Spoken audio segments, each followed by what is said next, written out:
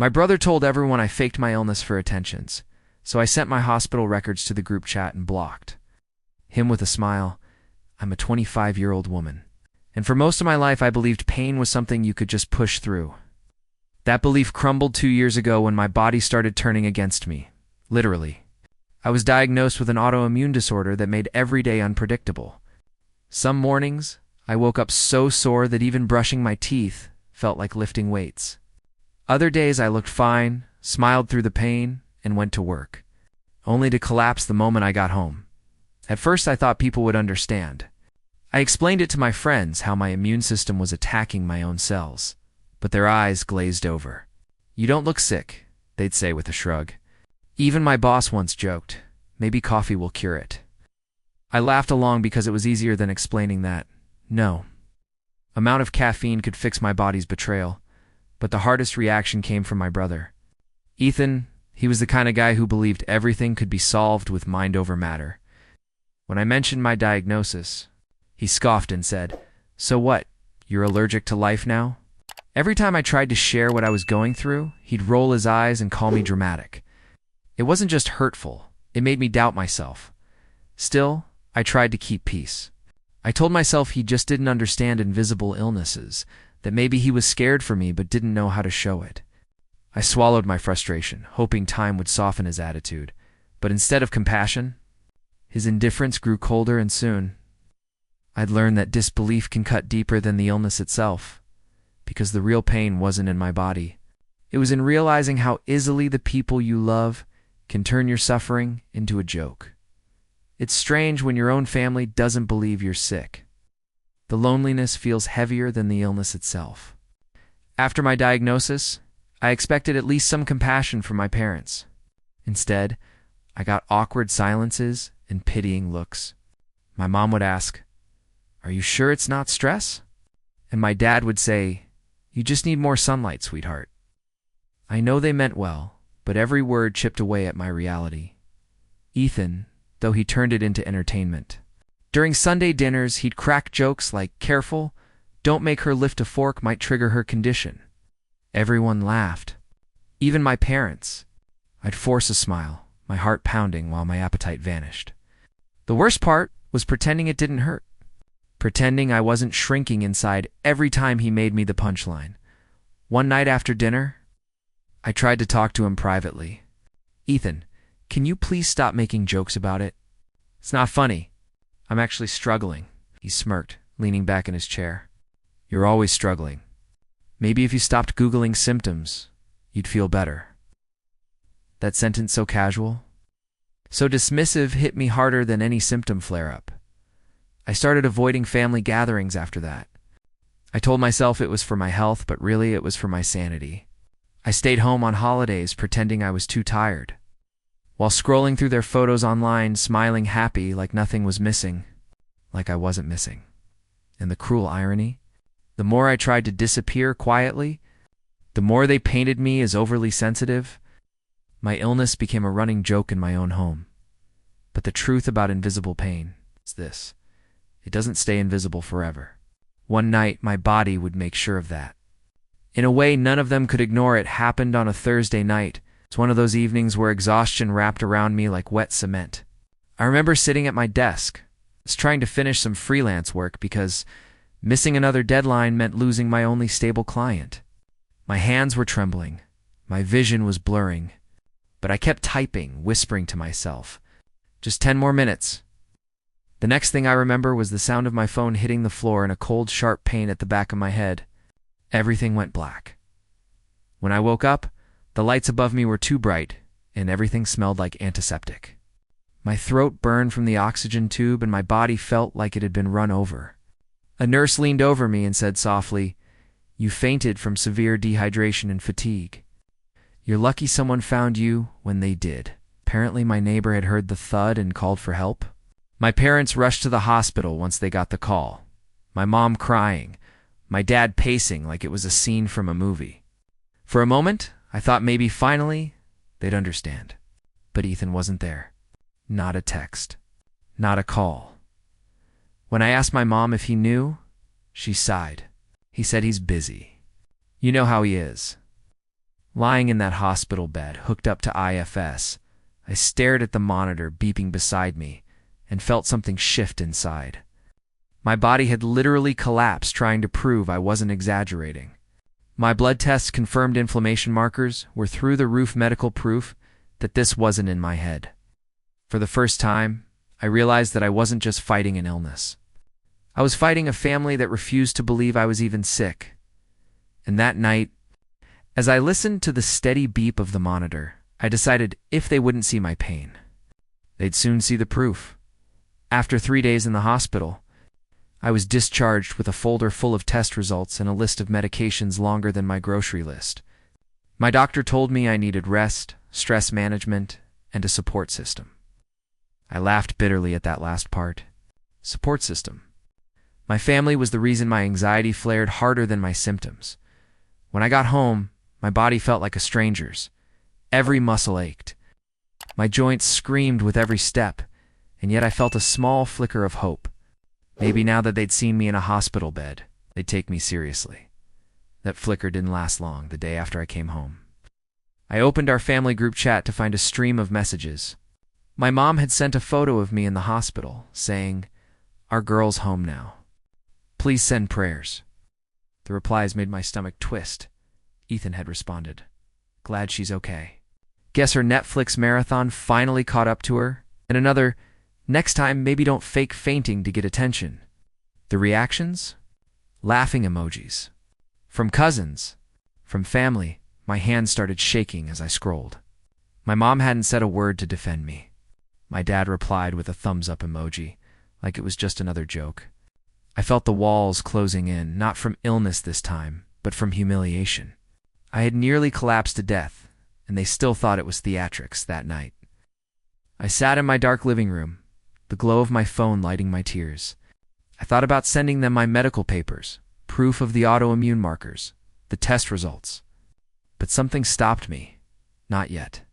I wanted them to choke on their own laughter first, because deep down, I knew something was building, and when it broke, it would expose more than just my illness. A few weeks later, my mom's birthday rolled around. I debated not going.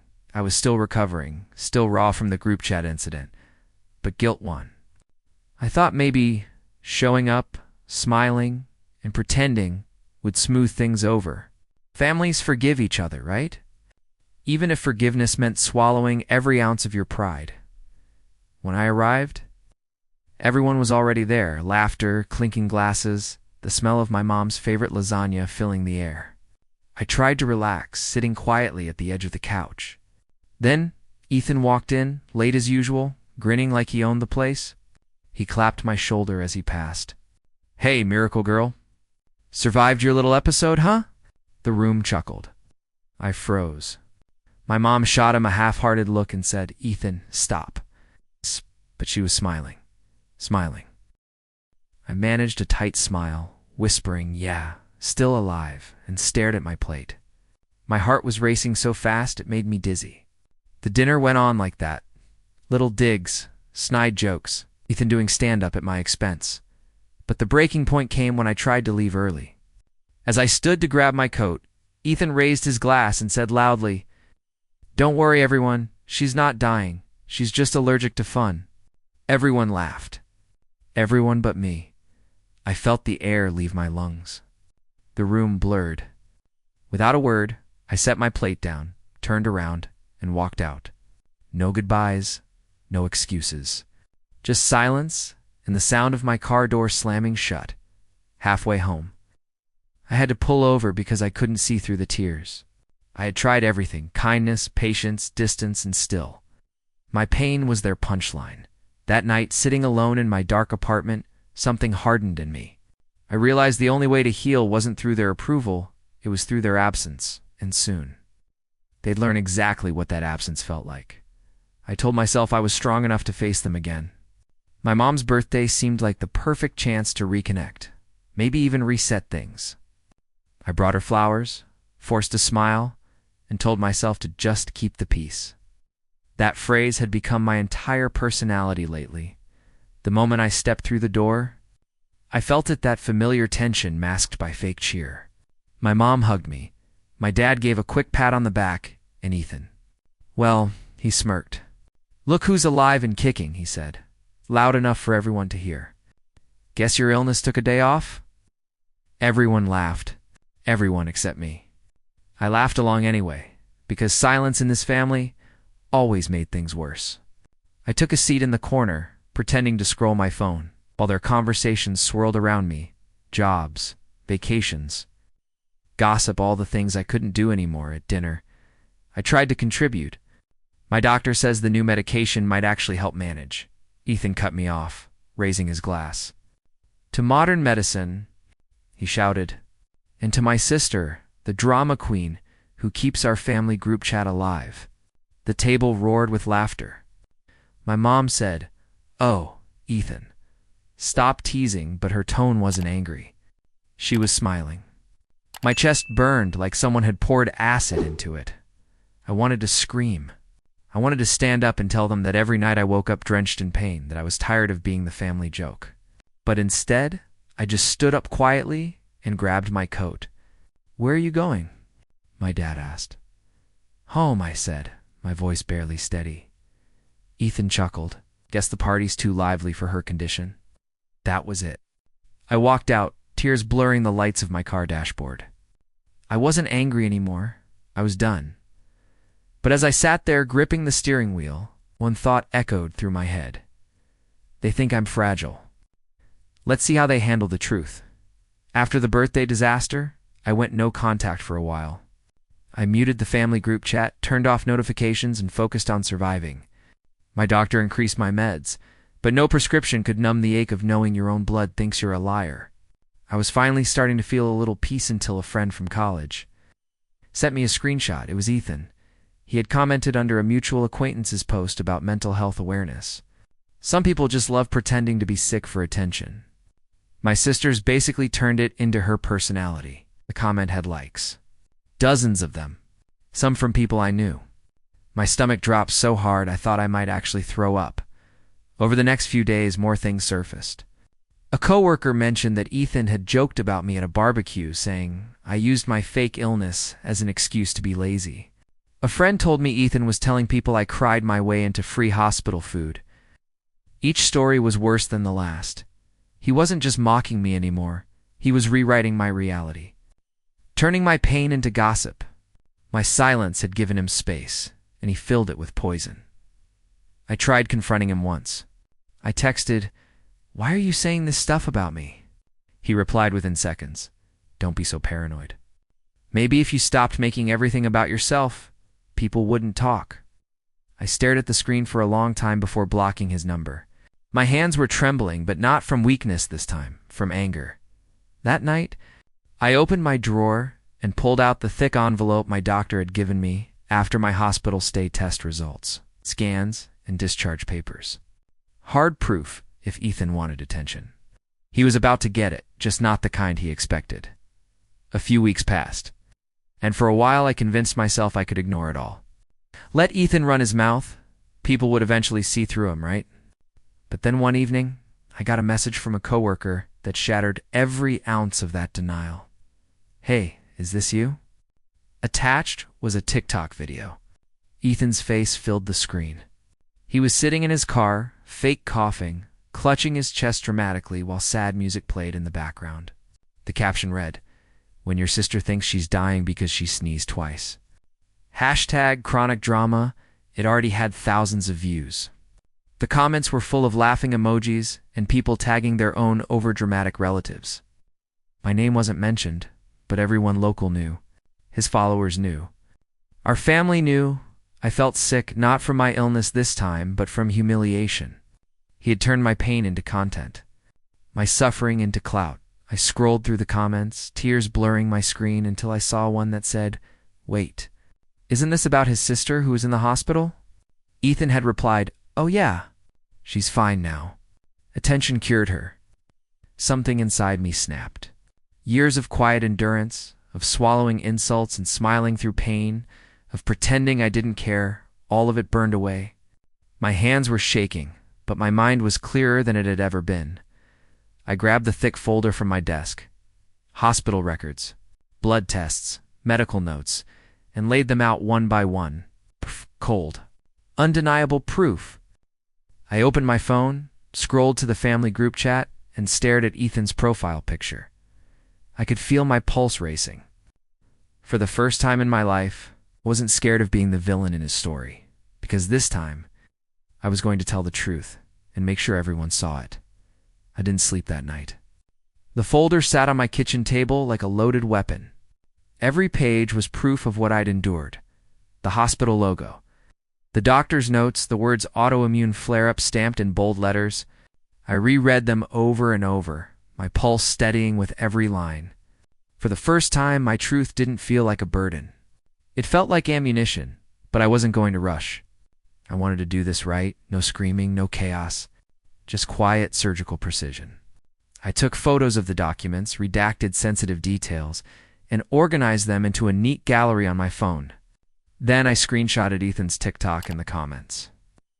Every cruel word. The next morning, I made myself coffee, my hands trembling slightly. The sun filtered through the blinds, cutting thin gold lines across my kitchen counter. It felt almost peaceful, the silence before a storm I was about to unleash. Around noon, my mom texted, "Are you coming to dinner this weekend? Ethan's bringing his new girlfriend." I stared at the message and smiled. The audacity almost made me laugh. They were still pretending everything was normal, as if my brother hadn't just turned me into a public joke.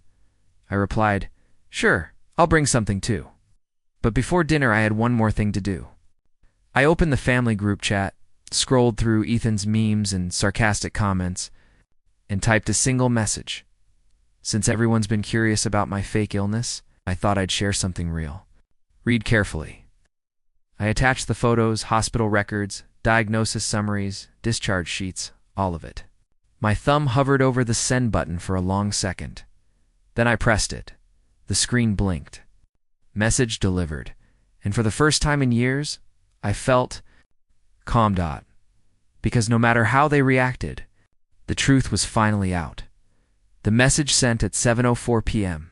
I remember the exact minute because my heart was pounding so hard. I could feel every beat in my fingertips. The photos appeared one by one, discharge papers, medical reports, even the scan image with my name and diagnosis printed across the top. Beneath it, I'd written, "Since my illness has been a family comedy act, I thought you should know the real script." For the first 60 seconds, silence. No replies. Then one by one, the little scene notifications started popping up. My mom first. Then my dad. Then Ethan. The first message came from my aunt. Oh my God. I had no idea it was this serious.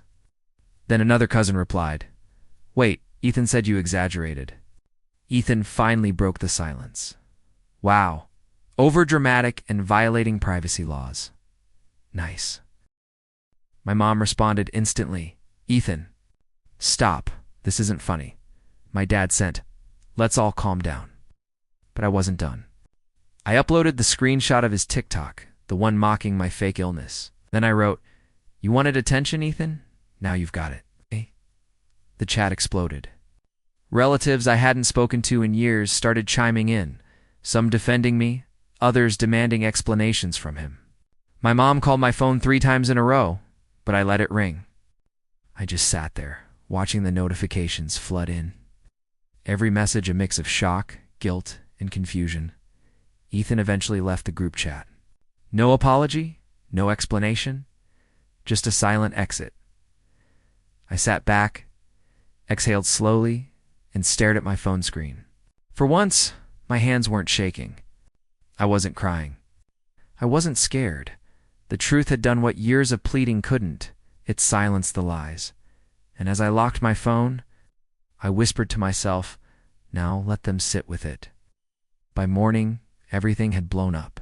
The screenshots had made their way beyond the family group chat. Someone, probably one of my cousins, had shared them in a mutual Facebook group, and from there, they spread like wildfire. My phone was vibrating nonstop texts, DMEs, even old friends messaging, saying they were so sorry for ever doubting me. Ethan's little social circle wasn't so quiet anymore either. His TikTok comments were flooded with people calling him a bully, a liar, and a disgusting brother. "Imagine mocking someone for being sick," one comment read. Another said, "She's stronger than you'll ever be." I didn't post anything myself. I didn't need to. The truth was doing all the work. Around noon, Ethan texted me from an unknown number. The message was long but pathetic. "You've ruined my life." I was just joking. "You didn't have to go nuclear." I stared at the message for a full minute before typing one line back. "I didn't ruin your life. You did that yourself." Then I blocked the number. Later, my mom called. Her voice was trembling. "Honey, please, this is getting out of hand." Ethan's embarrassed. People at his job saw the posts. I cut her off. He wasn't embarrassed when he humiliated me for months. There was silence. Then she sighed. "We just didn't think it was that bad." That sentence, those words hit me harder than Ethan's mockery ever did. Didn't think it was that bad. I realized then that their silence wasn't ignorance. It was convenience. Believing me meant acknowledging the cruelty they'd laughed along with. I hung up without another word. For once, the quiet felt peaceful. The world finally knew the truth, and Ethan's empire of jokes had crumbled overnight. But what came next wasn't rage. It was relief after the chaos died down. I did something I should have done years ago. I cut them all off. Not dramatically, not with some grand announcement. Just quietly, one by one, I blocked Ethan, then muted the family chat permanently. I even changed my number. It felt strange at first, like shedding a layer of skin I'd worn for too long. But with every click, every deleted message, I felt lighter. For the first time in years, my phone was silent. No passive-aggressive jokes. No guilt texts. No, just checking in, followed by emotional manipulation. Silence became my medicine. My parents tried reaching out through email a few times. Short, awkward messages. "We miss you. Can we talk?" "Ethan regrets everything." I didn't reply. I wasn't cruel. I was just done bleeding for people who never noticed the cuts. Instead, I started therapy. My therapist told me something that stuck. Healing isn't proving them wrong. It's proving to yourself that you never needed their validation to begin with. I started journaling. Walking in the mornings, even picking up painting again, something I hadn't done since before my illness consumed everything. My body was still unpredictable, some days worse than others, but my heart was finally steady, and when I'd see photos of family gatherings pop up online, Ethan grinning beside my parents like nothing ever happened. Just distance, the kind that protects peace. One night as I sipped tea on my balcony, my phone buzzed. A single new message from an unknown number. "I'm sorry." It's no name. No explanation. Just that. I stared at it for a moment before deleting it. No satisfaction, no bitterness. Just closure. Because sometimes the best revenge isn't exposing the truth, it's living in it. It's peacefully. It's been 8 months since I pressed send on that message, the one that changed everything. Life is quieter now, softer. I still wake up with aches some mornings, still have days where my body reminds me of its fragility. But there's a difference. I don't feel broken anymore. I feel free. Last week, I hiked a small trail just outside the city. Nothing extreme, just a slow climb with a light breeze brushing against my face. Halfway up, I stopped to catch my breath and looked out at the trees stretching endlessly below. For a moment, I thought about everything, the pain, the humiliation, the betrayal, and it felt distant, like something that happened to someone else that night. I posted a picture from that hike, me standing under the sun, smiling faintly. The caption read, "Healing isn't about getting back to who you were. It's about becoming who you needed all along." I didn't tag anyone. I didn't need to. Within an hour, people from my past started commenting, old friends, coworkers, even distant relatives telling me they were proud, that they always knew I was strong. I smiled, but this time it wasn't out of validation. It was gratitude for finally learning that strength doesn't come from being believed. It comes from believing yourself when no one else does. As I scrolled through the comments, a message request popped up, Ethan. Just his name on my screen. I didn't open it. I didn't need to know what it said. I simply hit block and set my phone down. Then I laughed quietly, genuinely, for the first time in a long time.